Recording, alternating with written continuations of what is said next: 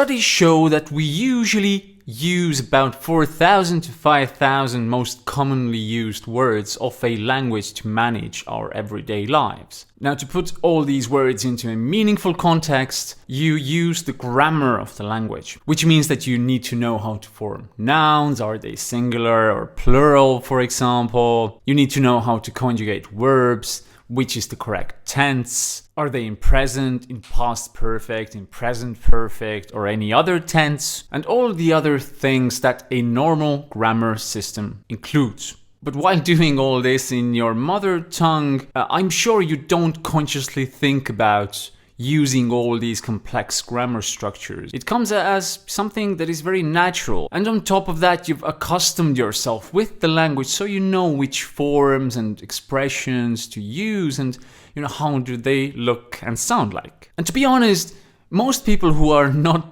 linguists and language scientists like I am don't really understand even the words like noun, syntax, modality, pronoun, infinitive, definite article, indefinite article, phrasal verb. They just don't know what these words mean. And they sound overly complex as well, to be honest. So going into today's topic of the video, which is how to learn grammar, we need to keep in mind that to acquire a grammar of a language also means thinking in terms of statistical relevance, like Speakly is doing with words and sentences, as you probably know by now. So all things in grammar are not created equal. We also need to overcome the outdated view that we need to know the foundations of the language in its grammar structure before we start using the language. It's so faulty, and it takes away people's energy and motivation to really start using the language,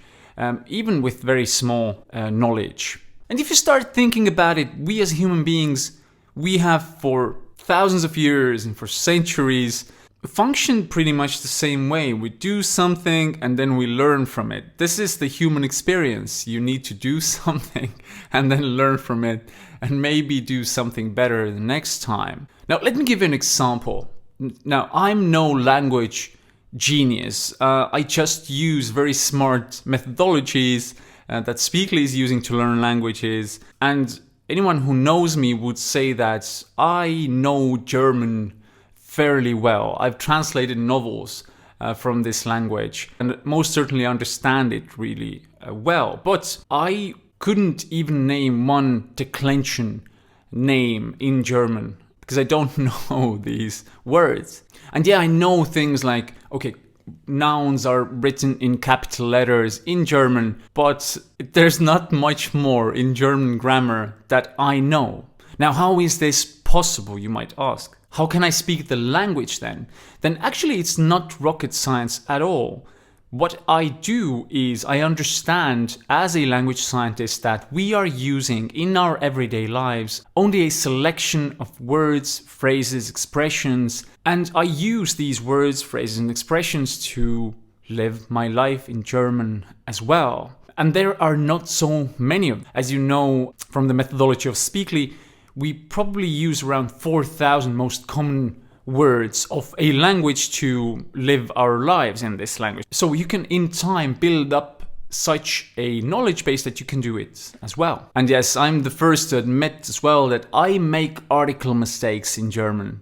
I most certainly do. And I also make declension mistakes in German. But I don't really care about that. I see that, if I would like to be this perfectionist who uses all the articles correctly and uses all declensions correctly, I wouldn't even be able to speak in this wonderful language which German is. So basically, in my case and in many successful polyglots' case, how we approach grammar is actually the other way around compared to the school system. So we first learn to speak the language so that we can manage it, and then we start diving into the grammar structures of the language to really kind of purify it or to be more specific or exact about some things that we do in the language, but not learning the grammar first and then going into speaking the language. It doesn't work like that at all.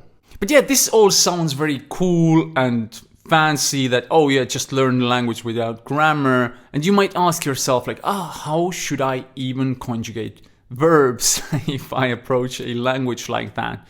And actually, it's fairly simple. And the answer lies in the method of statistical relevance, which we will look into right now.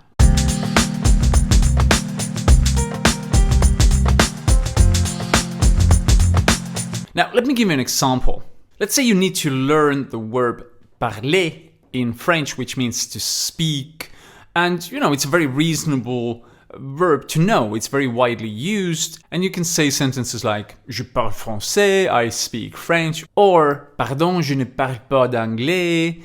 Sorry, I don't speak English. Now, if we would look at the conjugation of this verb just in the present tense, then it would look something like this. You see 6 forms: I, you, he, she, we, you in plural, and they. That's the usual 6 forms that you learn while learning conjugations.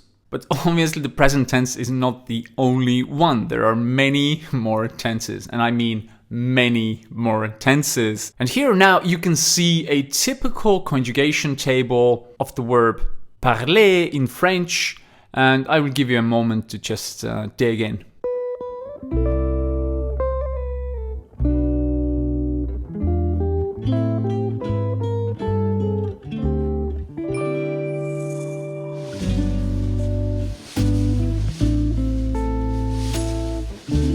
Now imagine yourself attending a language course and going to the first class, and then the teacher giving you a pile of pages containing all of these important verbs of a language and all of these tenses.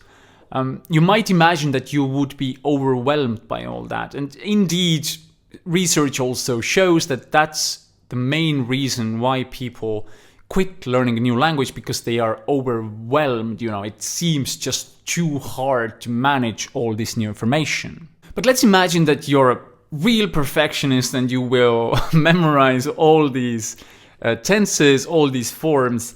I can promise you that before you start really using the language and you can really make sense of anything in the language, you have already forgotten most of that, and you need to relearn it. So it really doesn't make sense to go into those conjugation tables and learn these forms by heart. It really doesn't. It just takes your time, which we all have a limited amount of. Another thing here that is really important is that if we look at all of these tenses and forms on these declension tables, then we see that all of these verbs and forms are not created equal.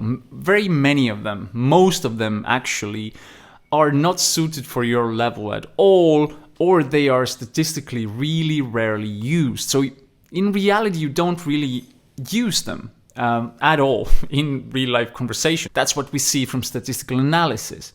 So why study them? So what's the best way to learning verbs, for example? So the best way is actually something that Speakly already does in its system, and it's giving you the most important verb forms exactly when you need them. So let's come back to the verb parler in French, which means to speak, and let's look at those 6 forms in present tense. Now, if I would ask you, what do you think? Which of these 6 forms are most used in everyday situations? Like really statistically most used, so that you can use them in real life conversations. Then you can imagine that the me form, I speak, je parle, is fairly important because we tend to speak about ourselves quite a lot. And they speak is less important because, you can imagine that you don't use such a form so often. So now what does this show is that even in one little tense, all the forms have different relevance in how much we are actually using these words. So it doesn't make sense to learn all of them by heart. So what Speakly does is, based on statistical relevance and the real life usage of the language, we teach you the forms that you actually need to build up your language. So you don't really have to think about learning verbs or conjugations and stuff like that. You can go into the conjugation tables. They are nicely there in Speakly. You can see them on the screen at the moment, but you don't need to do it. We teach you all the important forms, and you just need to train yourself to be confident in those exact forms. And you can deal with the complex grammar and being perfect in the grammar of the language much later.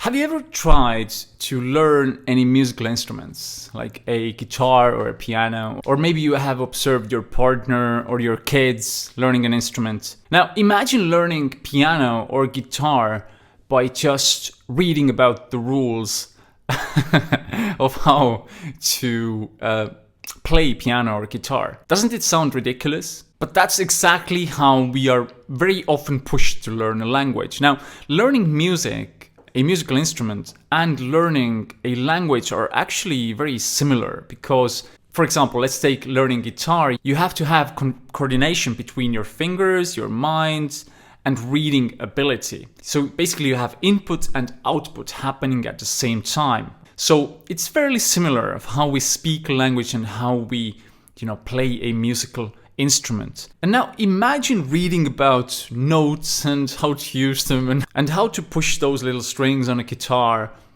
instead of actually doing it. What do you think? Would you be able to play anything in the guitar without having a feel of how does it feel to actually push a string on a guitar? I don't think so. And every music teacher on this planet would say the same. You really need to dive into the instrument right away. You need to start producing the notes. You need to start producing notes that are relevant in their correct structure. And you need to start composing chords from notes that make sense between each other, if you know what I mean. So that's music, right? Putting together chords. And that's basically putting together sentences in a language as well. Now, I play piano and guitar myself as well. And what I would tell you, and what many of my friends who are music teachers would tell you, is that the best way to learn an instrument is to just start from scratch playing the songs that you like without even thinking about the grammar or the solfeggio. After you already have like 10, 20 songs that you like, that you feel good about, then after that maybe giving you a little bit of grammar information, saying that, okay, this is something that we call a triad, for example, in music. Before that, it wouldn't even make sense for the person who is learning the instruments. And that's the exact same case with languages as well. You as a learner, you don't have any context to put this information into in a meaningful way. So just keep this in mind. If you think about language learning, try thinking about learning an instrument.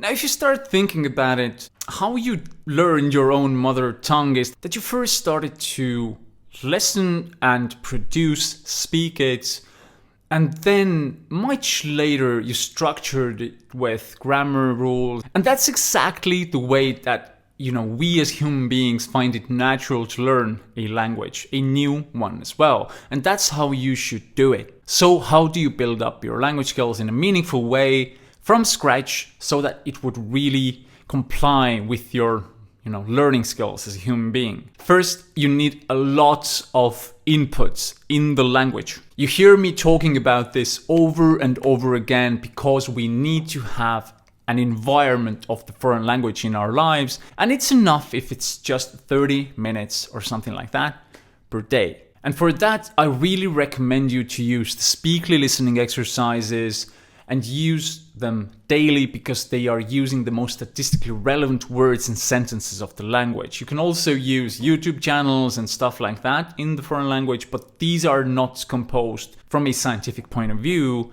And even though they work as well, the Speakly listening exercises function better. You need a lot of meaningful interactions in the foreign language. Now, all people don't have the possibility to use the foreign language from day one. If you're learning Spanish and you're in, Sweden, then probably you don't have many Spanish people around. But still, you can go into Speakly and experience the live situations that we have there. So these are basically most relevant situations and dialogues in the language that you can build up your language skills with and really experience how it is to have a conversation in this new language that you're studying. You need to find a balance between implicit and explicit learning. What it basically means is that you should learn grammar in small little bites so that you don't overwhelm yourself. And at the same time, you need to build up your language skills without stressing too much about the lack of your grammar knowledge. This is a faulty perception or idea. People want to know the grammar of the language before they speak the language, but that's just not how it functions. You first need to have the foundation of the language in place, and then you can insert grammar into it to kind of organize it. Otherwise, there is nothing to organize. Now, to strike a balance between those things, implicit and explicit learning, use everything that the Speakly study area has to offer. It basically gives you everything you need, the most statistically relevant words and phrases and small bites of grammar that you can dive into in a very nonchalant way, like reading this small piece of information about grammar and then moving to the next words and sentences and producing the language. Now you know how to study grammar. Now let me know in the comments section what you think of these ideas and how you have found it to be most efficient to learn grammar. And most importantly, I would like to know, have you ever experienced learning grammar implicitly, and how did it go? Until the next time.